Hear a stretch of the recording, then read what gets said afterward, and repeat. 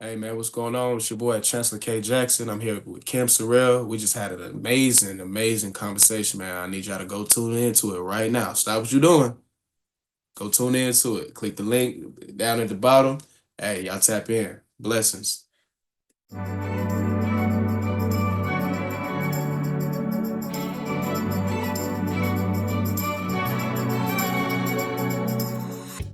Welcome to the show. I am so glad you're here. You're going to be so glad you're here. I am Kim Sorrelle. I'm an author, a speaker. I get to do a lot of fun things in life.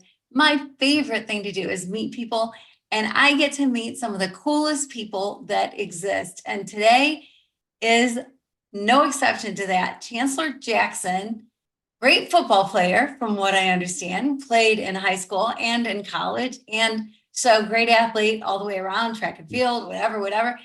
He's done some things though that hopefully none of you have ever done, like done a little prison time in China, just little things like that. But we're going to get into some things that are going to be so great for you, so great for me. So it's so good that you're here and so good you're here, Chancellor. Welcome to the show.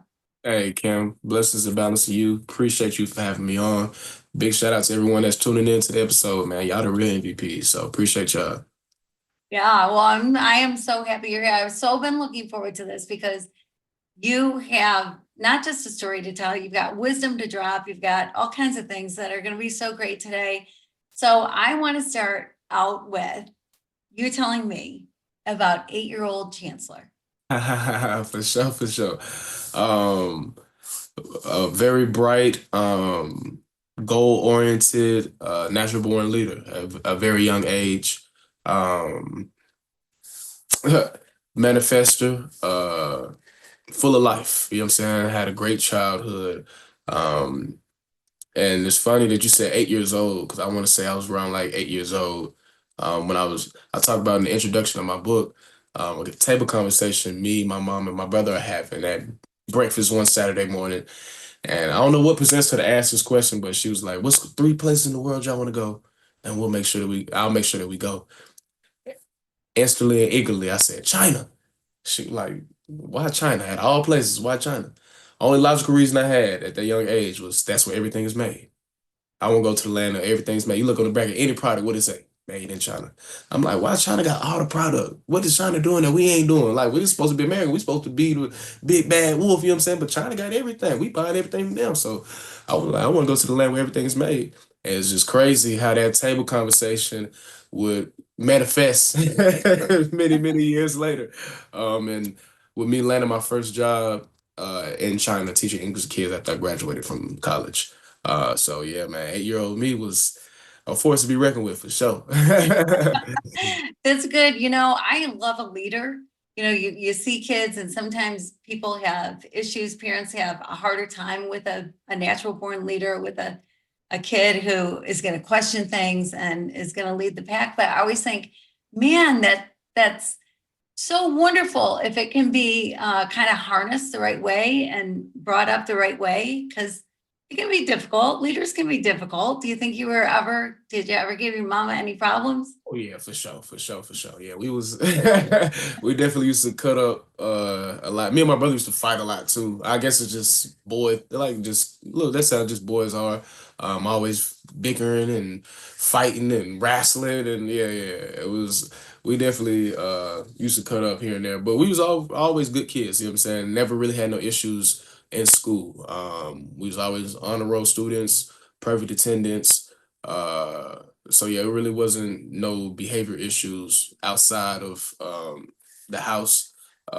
So we always conducted ourselves pretty well. And then once we started playing football, that just fine tuned us even more.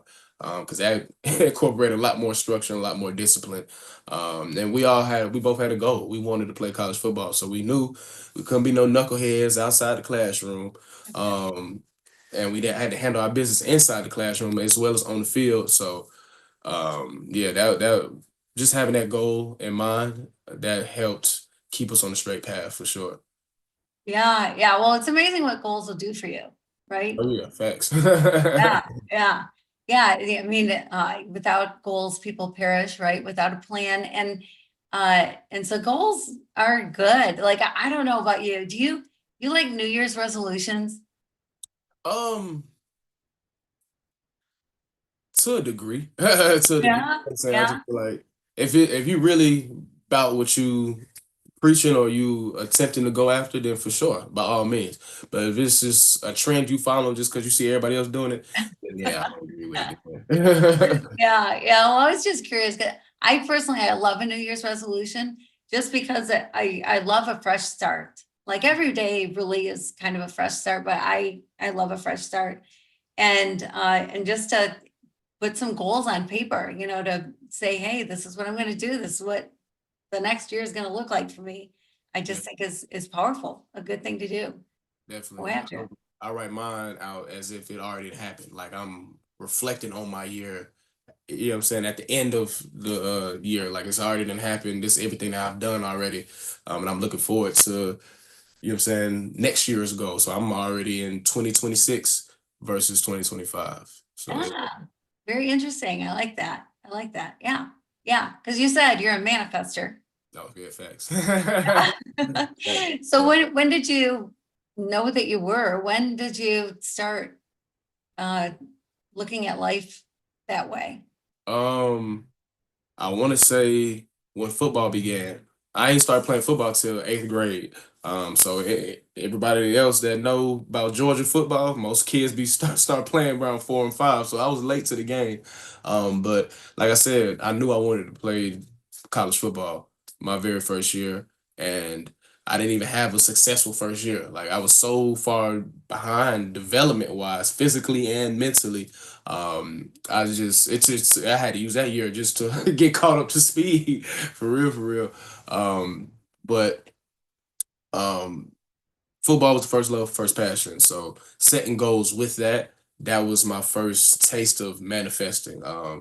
I wanted to play varsity. It was a process, it was a grind, but I made it happen. I wanted to I always wanted to play Division 1 football, but just playing college football in general, I was grateful. I was fine with that too. But I always used to say, like my freshman year of high school, like, bro, I don't care about nothing, bro. I just want to go D1.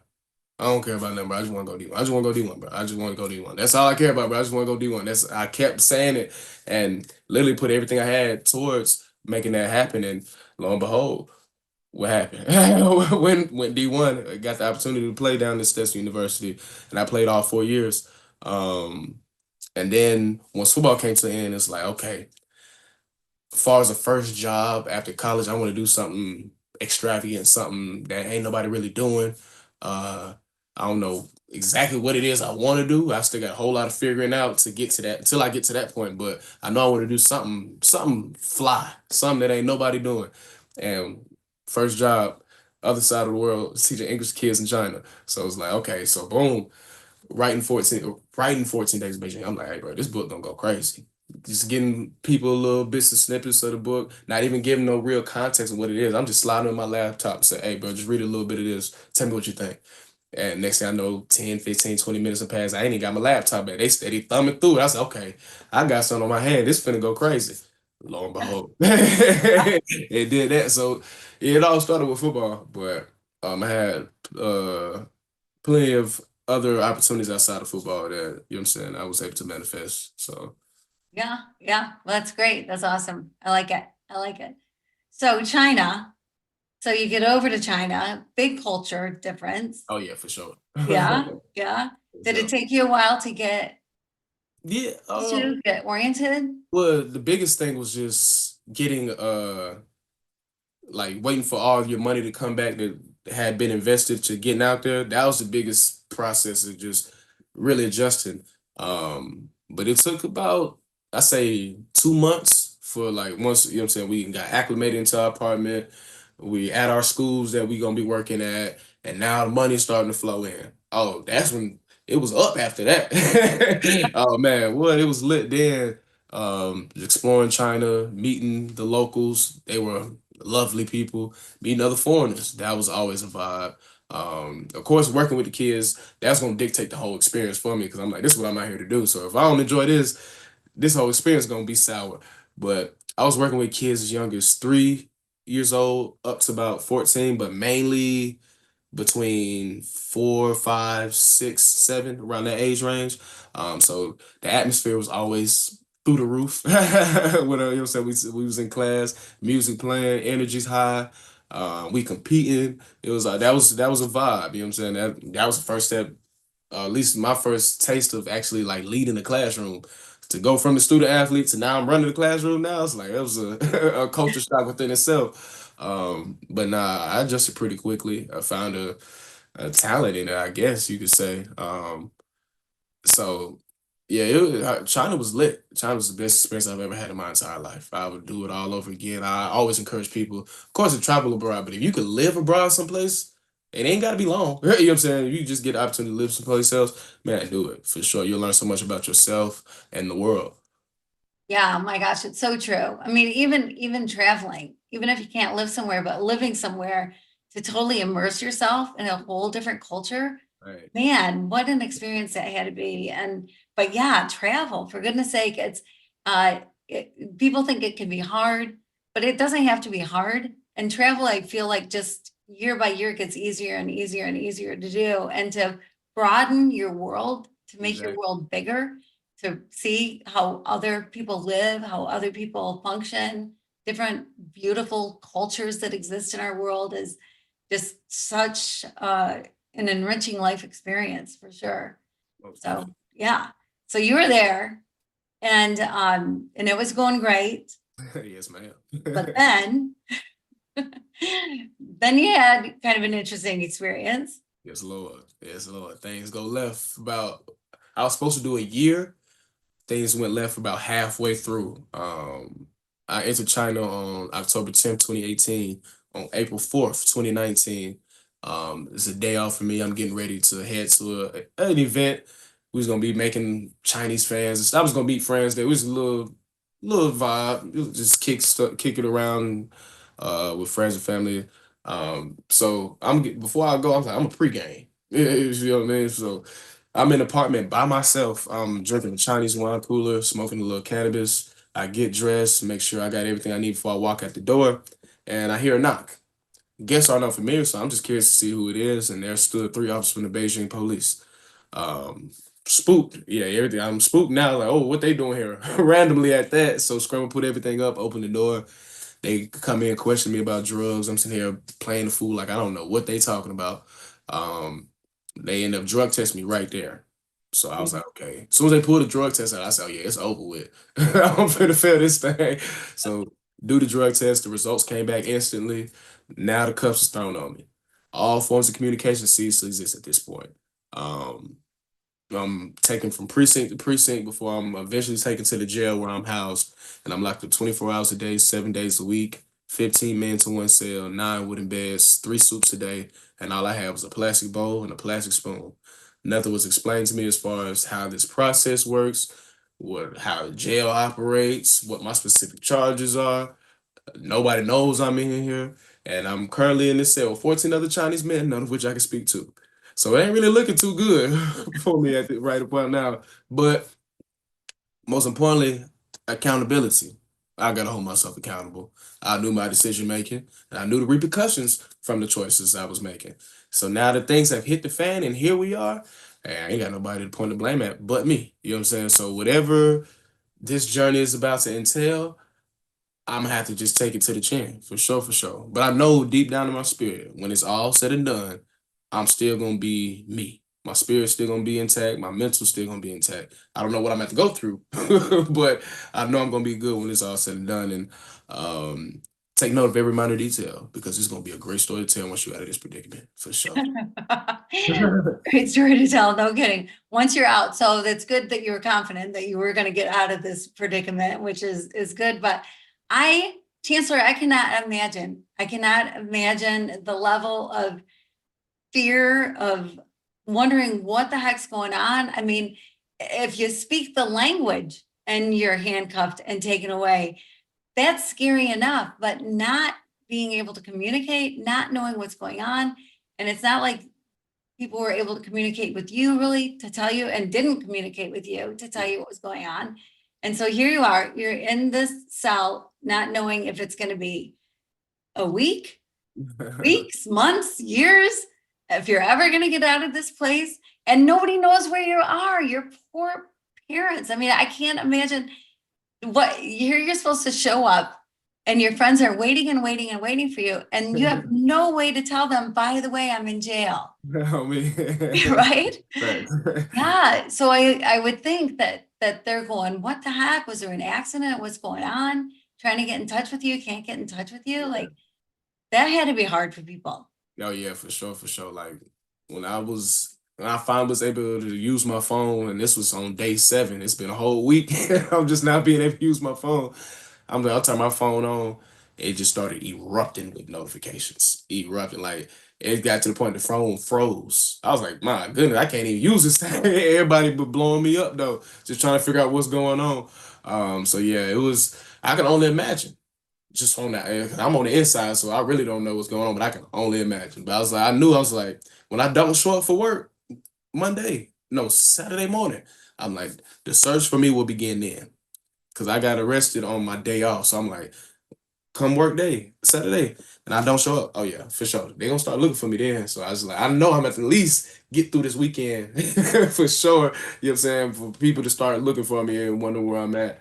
So I was like, definitely just gotta be patient for sure, because this is it's far beyond my control. You know what I'm saying? I can only control my mental and how I choose to respond and react to the situation. Right, right. So during that week, when you didn't have your phone, had anybody located you? Did they call police I, stations? I, And I have no no, clue. yeah, I yeah. was only able to use my phone for a little bit because they pretty much gathered all the foreigners and took us to the lobby, gave us our phones, and the objective was to find somebody in your contact list that can pay for your plane ticket for whenever your time is up here. So that was the sole purpose of us having our phone. So I only had my phone for like what 2 minutes. I talked to my mom to see if she could buy the plane ticket and just chopped it up with her as much as I could within the time we was allowed. But after that, gave them back the phones. There was no more communication with the outside world until Oh, I was released. wow, your poor mom. I'm a mom, I and if mean, I got that phone call, I'm not sure what I'd do. I think I'd be on the next plane out. I would be calling anybody I could. I'd be calling my state senator. I don't know who I'd call, I mean, but doing anything I could because I mean, there's a whole show centered around locked up abroad, yeah, right? thanks. Yeah, I mean, it's a real thing. It's a for real thing. And jail here is not like jail other places, not necessarily. You don't know what you're going to run into. yeah. Man, holy cow. It had to be just, I don't know, It's a roller frightening. coaster Were you moment. able to sleep? Oh yeah, yeah, yeah, for sure, for sure. Yeah, I was Yeah. well, especially that first night because I was up pretty much all day, all night. I ain't get to the actual jail till like 3, 4 o'clock in the morning. You know what I'm saying? They arrested me at like 10, 11 a.m. that day. So it was like just a bunch of just wondering what's gonna happen, just all the anxiety of just what could happen. And you know what I'm saying? Now, okay, we're in this cell. I was like, all right, well, might as well try to get some type of shut eye because boy, it's been a day. No kidding. No kidding. Yeah. So your mental state, you just tried to keep it positive, or how did you It was just a lot of handle time it? to reflect. Like like I said, the first 3 days I was the only foreigner, only English speaking in the cell. So we all get time to, you know what I'm saying, just sit back and reflect. It could be on our day, the week, the month, the year, you know what I'm saying, or just life. But it's like how much time are we really do we allow ourselves to reflect? Probably it's not that long. I had a full 72 hours to sit down and just reevaluate everything. For sure, for sure. That was very beneficial. It was like really soul searching. Um, because I was just able to just be in solitude. You know what I'm saying? I got people around me, but I can't talk to these folks. And despite how bad we want to communicate, we just can't communicate with each other. So it's like I'm just left to my own devices to, you know what I'm saying, just to entertain myself and keep uh just keep my mind at peace. So it was like it was very it could be, it sounds traumatizing, but I mean, I guess just depends on the individual. You know what I'm saying? I'm just pretty strong-willed, so just a trial of the mind to test the resolve of the soul, for sure. Yeah. Yeah. So what happened from there? So on day 4, I moved to a new cell, and now I'm amongst other foreigners. Three of them. One is a Chinese American from California. He speaks English and Mandarin. The other one was Brazilian from Brazil. He spoke, of course, Portuguese, English, and Mandarin. And then the other one was a Russian from Russia. The only thing he spoke was Russian and Mandarin. But with the other two English speakers, one, I got somebody to talk to now. So now it's a whole different shift in the story. Cause like, hey, we got misery loves company. So like we ain't alone no more. So it's still cool because you get to meet these different individuals, these new characters, and more of their background. And but with them also being fluent in Mandarin, I can communicate with everybody in the cell now. So now I can talk to the locals that I've been locked up with for, you know what I'm saying, 3 days, but I ain't been able to talk to. Like I can learn more about them and vice versa. And I'm also learning how the jail operates. I'm learning the rules. Like I'm learning how this process works. It's crazy. Everybody knows all the information to the fullest detail, what their charges are, how many days they got to serve, the whole nine. Me, on the other hand, nothing was explained to me. I'm the only person that don't know what's going on or anything about this situation. But that's what makes my story what it is at the same time too. Uh, so, but yeah, once I move to that cell, I'm in that cell for the remainder of time. Um, and shit, just one day they just finally called me to come on. Literally, like it's just like, hey, yeah, come on. I'm like, oh, for real? Me? It's like that. Ah, wow, wow. Yeah. Yeah, it had to be a relief to finally be able to talk to people. And but at the same time, they all know their outcome. They all know what they're in for and how long and whatever. And you're just in this limbo. On me. Yeah. And you had to be thinking, well, I do a lot of work in Haiti, and I know that there's people that get lost in the system sometimes. Mm, Like they're in prison and they kind of their paperwork gets lost or whatever, and maybe they should have gotten out and they don't. And so anytime you're in another country and dealing with other countries' politics and how things work, you just don't know. There's so many unknowns yeah. when, yeah, Even when yeah. I met with the embassy, he was like, well, yeah, this is it's China. It's in their hands. Like, I'm just here to make sure you're not being treated inhumanely, but you'll get out of here eventually. I don't know when, but you'll get out of here eventually. I'm like, okay, bro, I mean, Yeah. it's like, he was just honest, like, ain't really much I could do. You know what I'm saying? I'm like, for sure. So, I like Yeah. it. So what happened from there? So once I was released, they took me straight to my apartment to pack up the rest of my stuff, and then straight to the airport where I was deported from the country within what 3, 4 hours of being released. This is all yeah, it was very they got me up out of there immediately. Yeah. Immediately. Yeah, yeah. Now are you banned from the country? Can you ever go back to China? So I was placed on a 5-year ban. So my ban ended last year. So if I wanted to, at least I can apply to go back because you got to apply to visit China. It ain't like you just buy a flight and you just hop on a plane and go. Now it's a whole process just to get a visa to go over there. So I can apply to go back. I don't know if I'll get accepted or not. You know what I'm saying? They might type my name in the system, red lights start flashing, sirens start going off the whole night. You know what I'm saying? My rap sheet out there. But the luxury about it is like if I didn't write about this situation or put it out there, nobody would have known this happened to me. It doesn't follow me anywhere. It ain't on my record or nothing like that. So, well, I guess in China it's different, but everywhere else, yeah, no, it don't matter. Yeah, yeah. Well, that's a good thing. That's a Yeah. good thing. Yeah. So when did you decide to write about it? And Uh, why? it was that summer of 2019. Um, I was hanging out with one of my good friends, DeMarco Reddins. He was a traditionally published author before we graduated high school in 2014. So he was the one that's like, hey, bro, you ain't think about writing a book about the experience? I was like, boy, that's a good idea. I don't know where to start, but like, that's a good idea because I'm like, I know I wanted to do something with the experience, at least sharing the story. I just didn't know how I wanted to go about sharing it. So he said, write a book. I'm like, that's it right there. And he took it even further. He took my phone from me, went to my notes, left me a little outline. And I just started filling in the outline. By doing that, I caught a flow or feel for how I wanted to go about writing the story. So moved it to Google Docs. Took me about 4 months to finish writing the story, and then just spent the next 6 months just getting it ready for publishing.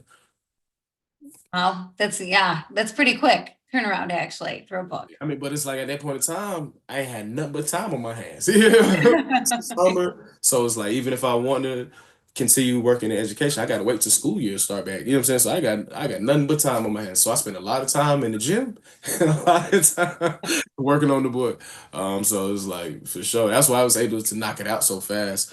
Um, and so yeah, on April 4th, 2019, I was locked up in China. On April 4th, 2020, the very next the calendar year later, I released the very first version of 14 Days of Beijing, and I was ranked the #1 new bestseller in 3 different genres upon release. Well, I was still on pre-order, I think, yeah.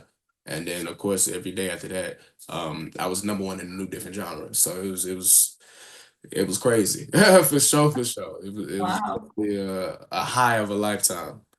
Yeah. Yeah. No kidding. From a low of a lifetime, Hey, a high exactly. You of know a what I'm saying? lifetime, From right? the tragedy and the triumph. Yeah. So what do you want people to get out of the book? Um, it's just resilience. You know what I'm saying? We all gonna fall on our face at some point in time. You know what I'm saying? Adversity is inevitable. But adversity introduces a man to himself or a woman to herself. So never let no hard time humble us. Just take what you need to take away from the situation, apply it to your life moving forward, man. Just stay strong, keep going. Man, for sure. Yeah, resilience is huge. It is huge. And I like what you're saying because it is so true. It's not so much, I always think of it this way. It's like it's not so much what happens to us, but it's our response to what happens to us, right?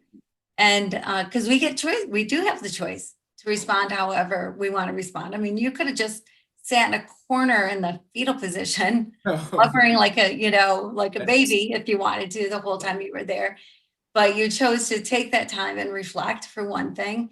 But there are other things that I'm sure that you got out of your time there. And so you had a choice. You could look at it either way. You could figure out what you were going to do with it, and you decided that you wanted to help the world with your story. You wanted to do good things. So thank you for doing that. And so resilience is gigantic. So kind of going back to your story though, like were there things that surprised you about you? Because I'm sure you've watched TV shows, movies where you've seen people go to jail, right? Like how different was it from your perception to reality? Was most of the content I've seen of jail, it was all American based. So um this is a polar opposite experience. And this is the first time I've ever been in any type of trouble like this. Like this is the most trouble I've ever been. So it's like my first time getting in trouble to this capacity. I was just like, man, this is a bad place to for it to happen. But hey, um, but it's I guess the biggest thing is just being locked up 24 hours a day. Like we didn't leave the cell at all. Like unless we was like I said, they gather all the foreigners so we can contact somebody to buy a plane ticket. We was meet with the embassy. Both of those things only happened once. So it's like, bro, you don't leave the cell. It's like that's what I was like, okay. At least in America, you don't have the straight 24-hour lockdown. You might do 23 hours and then you got an hour to shower, do rec time or whatever. They at least give you at least 1 hour to do it. You know what I'm saying? Just get out of the cell or whatever.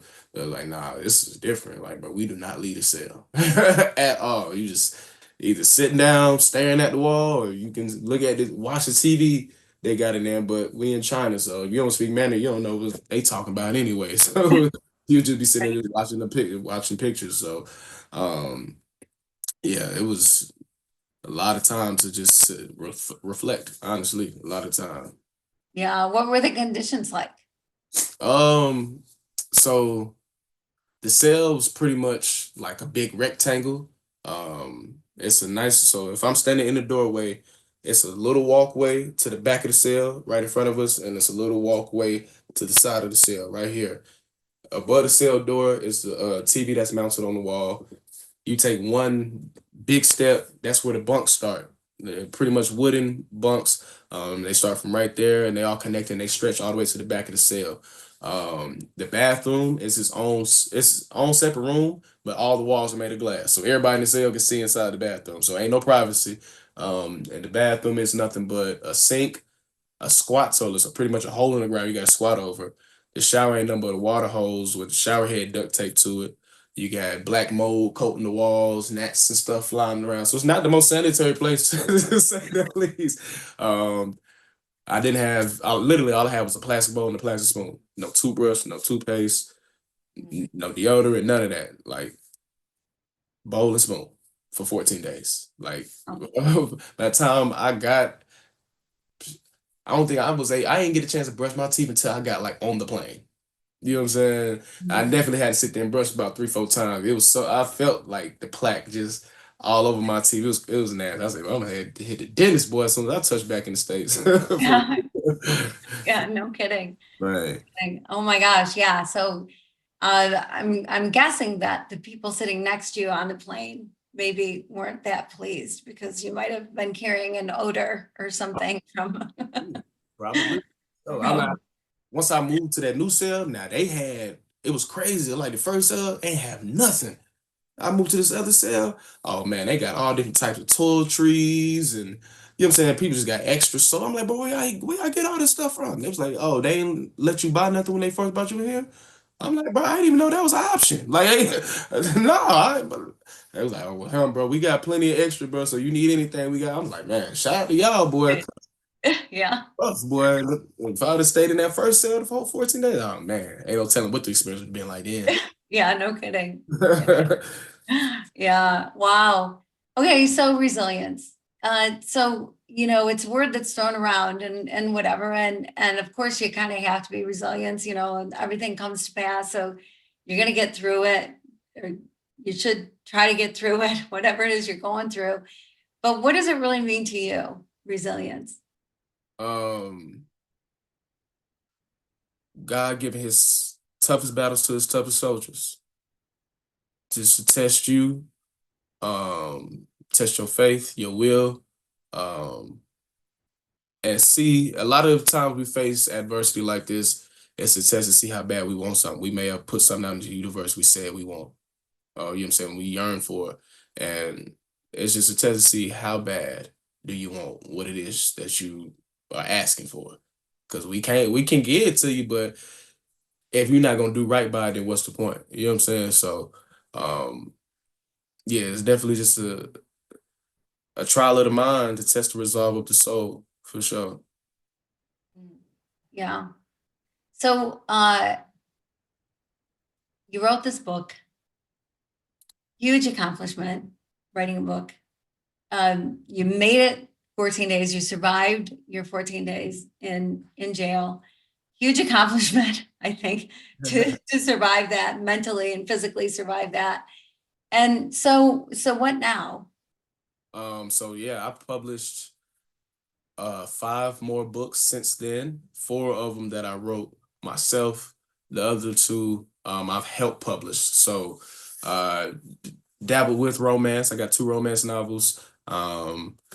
You Love, You Learn, and Real Love Never Dies. And pretty much You Love, You Learn, 14 Days Beijing, Real Love Never Dies is a trilogy. So that's telling one long story. You Love, You Learn really is the prequel that takes us back to my college days. And this is pretty much based on a true story about a man's pretty much my first step towards gaining emotional intelligence. The young woman I was with and got to experience love for the first time with.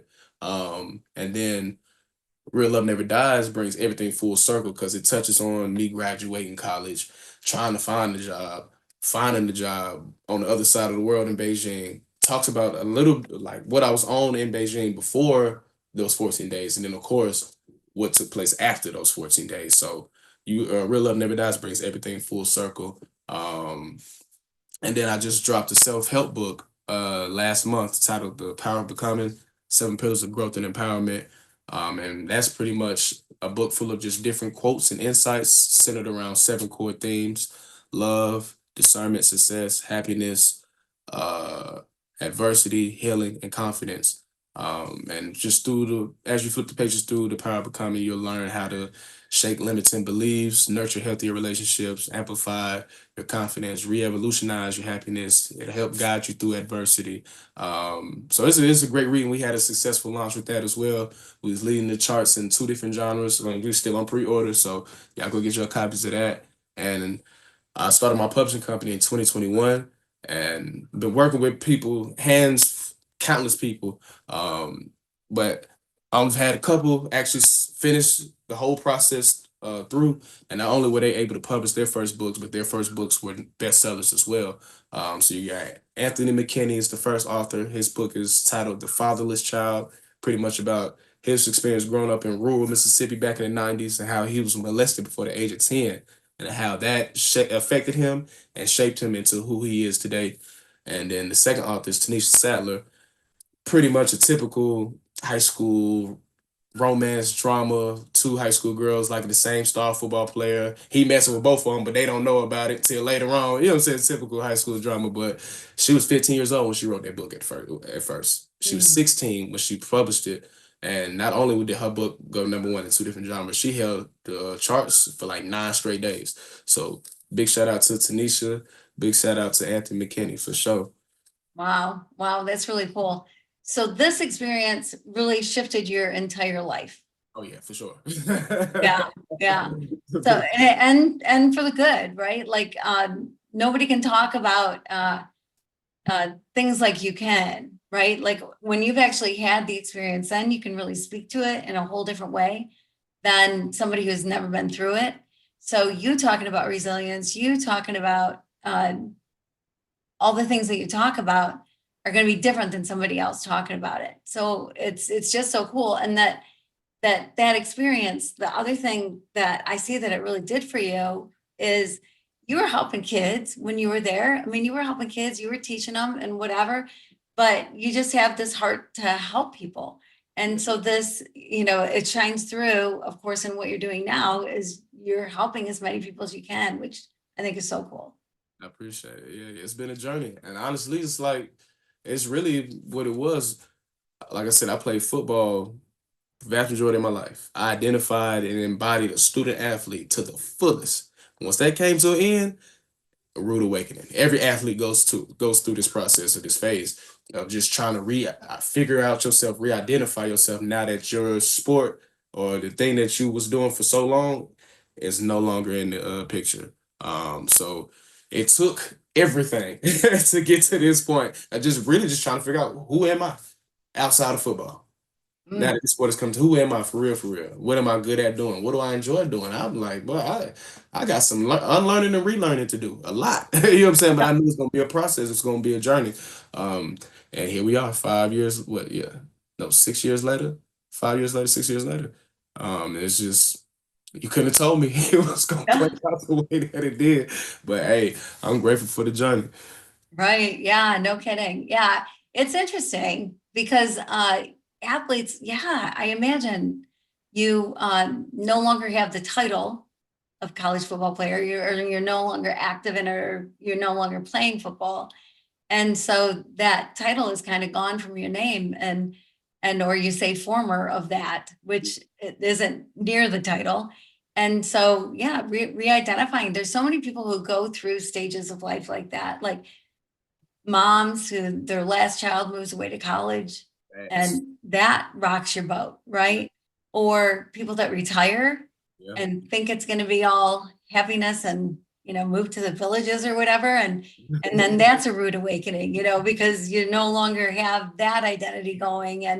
And so it's amazing to me how wrapped up we are in the labels we put on ourselves, right? Or the labels that we put on others, that's where so much of our identity lies. But I think nowadays you look at identity differently. Am I accurate in that? Oh, yeah, yeah, Like for where sure. you should get your Yeah. true identity from? Oh yeah, yeah. Like I'm no longer I'm Chancellor, the best-selling author, the coach, the entrepreneur, the you know what I'm saying, philosopher. I got a lot of different I thought I just had one title at first. Now I got a bunch of them. You know what I'm saying? I wear a lot of different hats now. So it's just beautiful, honestly. Yeah, right.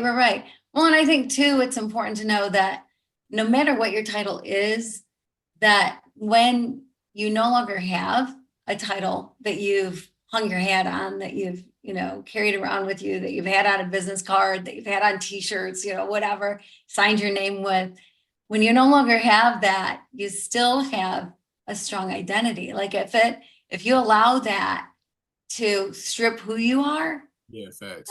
it's a dangerous thing, but to recognize yourself like you had to do some real soul searching to figure out, well, who am I without title of football player? Like, who am I? But if you can ahead of time know who you are, no matter what title you have, because you're Thanks. still the same person, you're Yeah. just doing something different. I mean, Yeah. So would you look at it differently today than you did then? uh, yeah, for sure. Yeah, because like if I do describe myself, of course the titles, that's just one thing. Like you said, that's just something that we can hang our hat on. But it's like who are you truly? You know what I'm saying? Can you elaborate and expand on that? I can. At first, no, not at all. But it's like, nah, I'm a great individual, a great spirit for sure, for sure. I can go on down the rabbit hole, just listen, just different adjectives of who I am and what I'm about. So most definitely, it's been a journey, and I'm grateful for everything. Grateful for the entire process and what's to come as well, because I'm only 29, so I still got a lot of life to live, a lot more growing to do. So Yeah, absolutely. Yeah. Yeah, it is interesting when you have time to reflect. And I love it that you said that you have a whole list of adjectives. I love your confidence. I think too often we feel like humility means we're not confident, or that, humility means we don't recognize our the attributes that are in us, that have been born in us, God given to us, and we have to be humble. So we can't say we are, I'm a great guy or whatever. We can't say those things, but you don't do that. I mean, you know who you are and you're confident in that. And humility is a whole different thing. that's Humility says, I don't know everything. There's things for me to learn, whatever. That's humility. Humility is not, I'm not so good at this, or I'm not so great at that, right? And so you have this humble strength about you, and you know who you are. And I think that's so important for people to get to where you are. Like, I don't know if you realize what a big deal that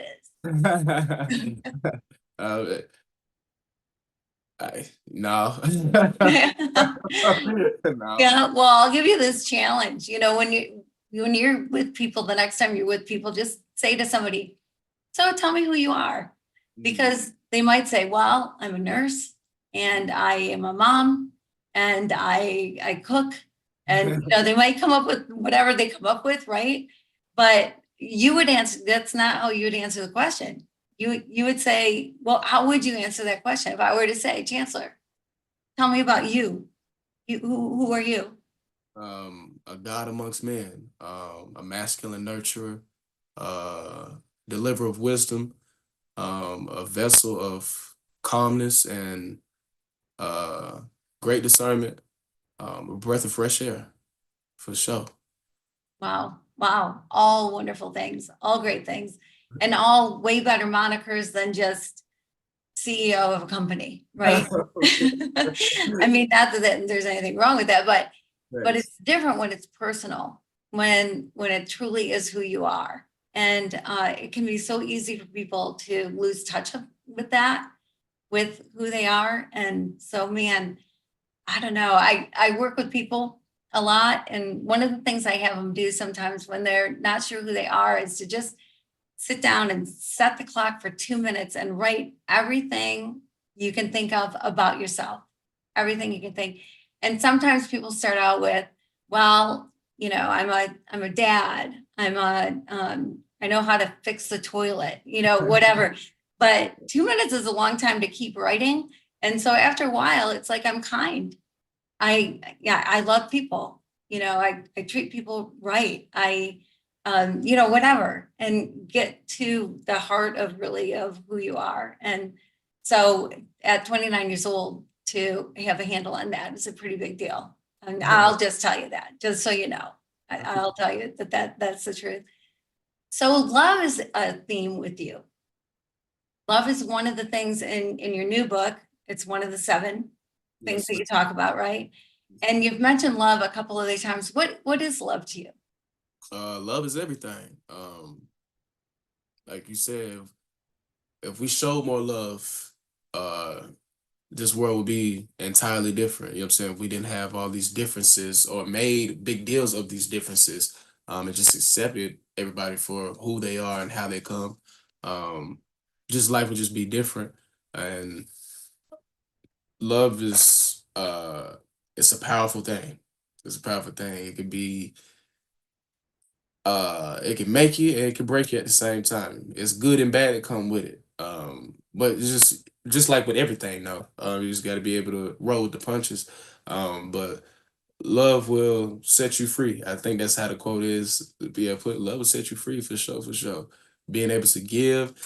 A lot of people can give, but what I've been challenged with is receiving love. That's what I'm still a work in progress for me. Just because it's like it's easy, but I can give love all day, every day, for sure, for sure. But when it comes to me having to be the recipient, I don't know. I get a little uncomfortable then, just because it's like I don't know.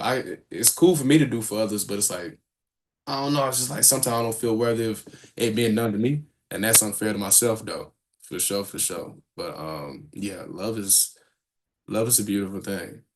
Yeah. So why do you think it is that you have a hard time receiving love? Um, I guess just not truly knowing people's intentions behind the love they claim that they want to give.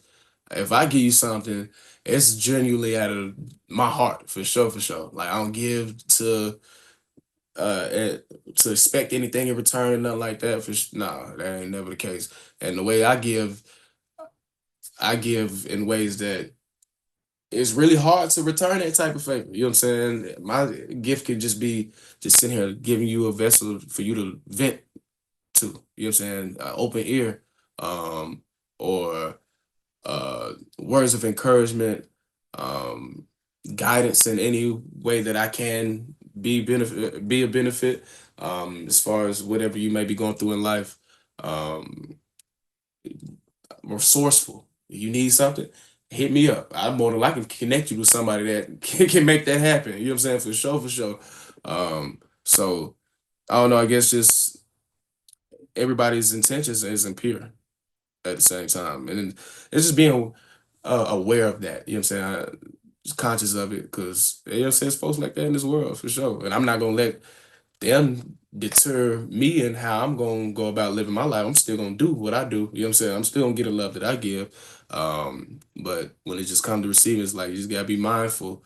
Everybody don't have the best in you know what I'm saying, don't have the best intentions for sure. Okay, so I'm a lot older than you are. So I'm going to give you a little wisdom. For I sure. hope. Hopefully it'll be a little wisdom.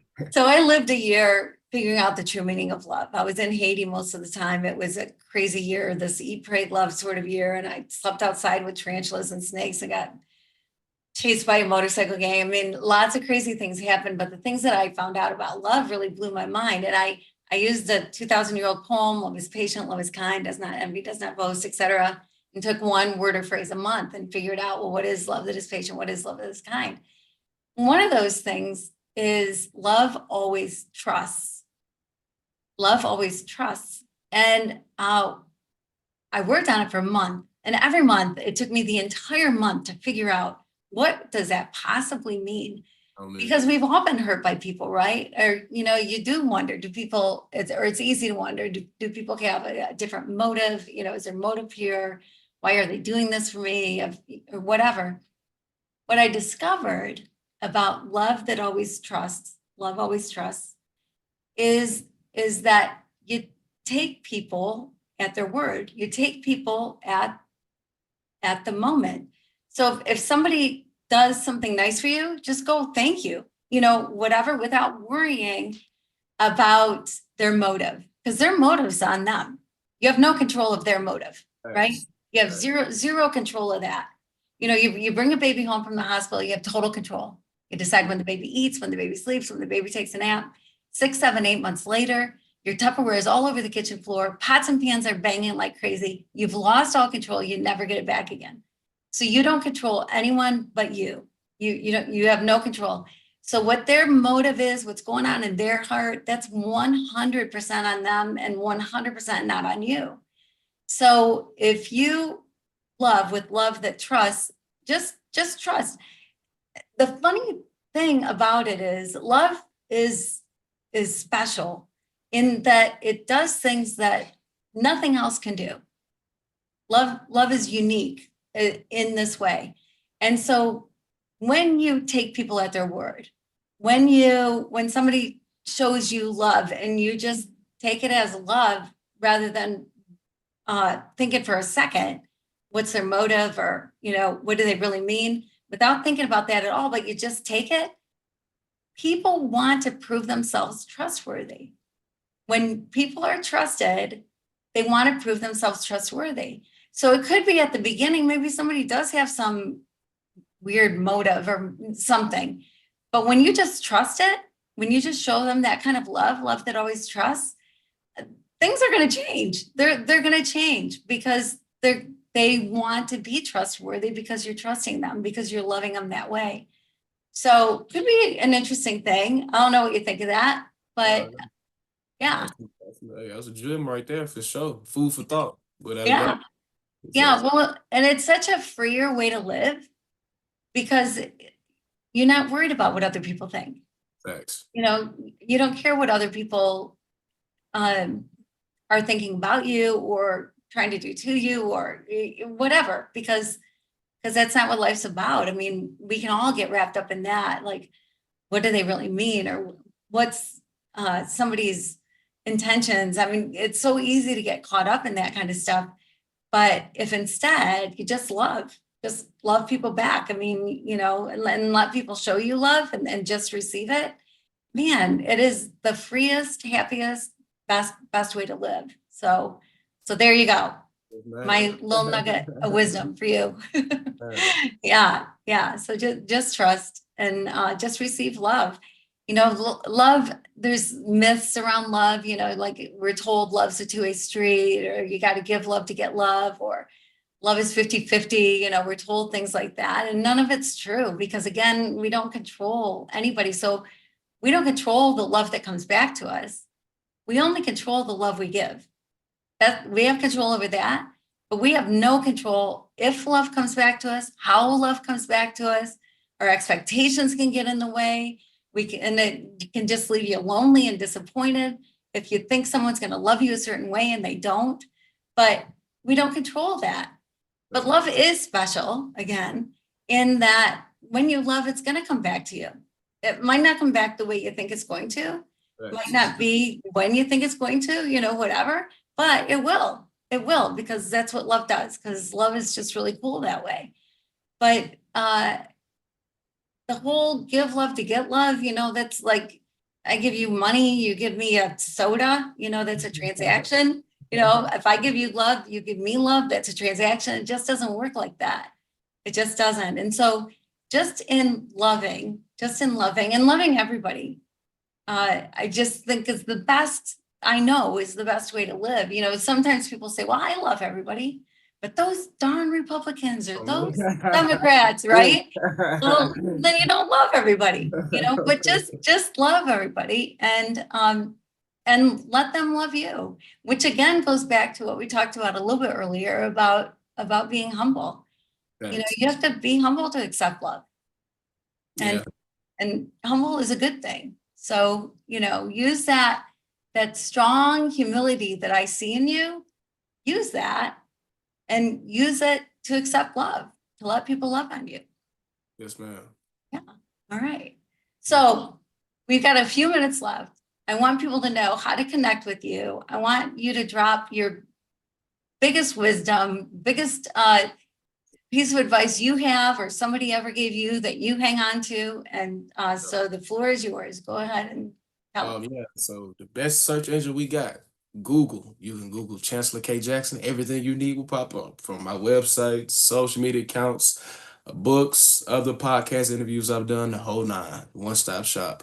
And far as what I want to leave y'all with, I'm big on quotes for sure. And so the quote I'm gonna leave y'all with is by Nipsey Hussle. And it goes long-winded, running through this life like it was mine. Never settling, but setting every goal high. 1,000 burpees to the path to my own destruction or success. But what is a mistake without the lesson? You see, the best teacher of life is your own experience, and none of us know who we are until we fail. They say every person is defined by their reaction to any given situation. Well, who would you want to define you? Someone else or yourself? Whatever you choose to do, homie, just give your heart to it. Stay strong. Wow, that is good. And that is a good thing to end on for sure. That was powerful, so powerful. In fact, I want you to write that down and send it to me because I got you. that was so good, so good. Thank you so much for being here. I so appreciate it. I appreciate you. I appreciate your spirit. I appreciate the joy that surrounds you. I appreciate that you are out there helping people, that you truly care about people and want to see the best for them, and that you're willing to take risks and take steps to make it happen for people. So thank you for all you do. Appreciate you for having me on here. Everybody that tuned into the whole episode. Hey man, you're a real one. Big shout out to you. All right. And thank you, everybody, for joining us today. I hope you got as much out of it as I did. I love you, Chancellor. I love you. And I love you guys out there. And until we see each other again, I just pray that you keep your heart open and live your love loud.